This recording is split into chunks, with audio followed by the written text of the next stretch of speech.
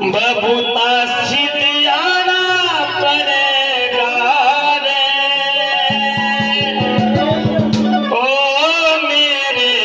पवने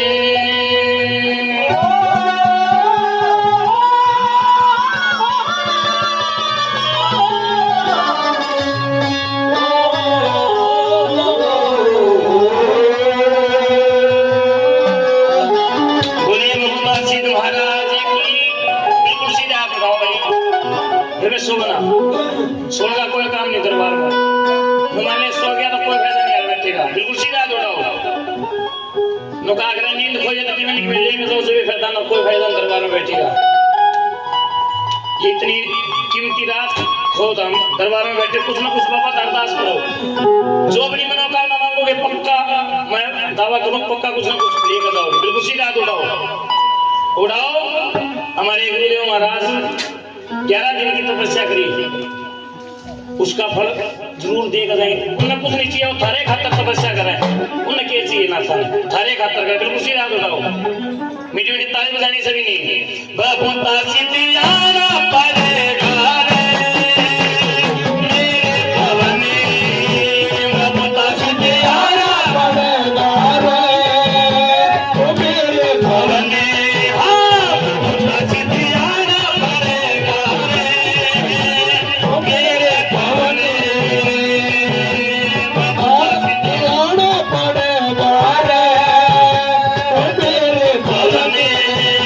हो बाबा तेरी ज्योति जगा दी रे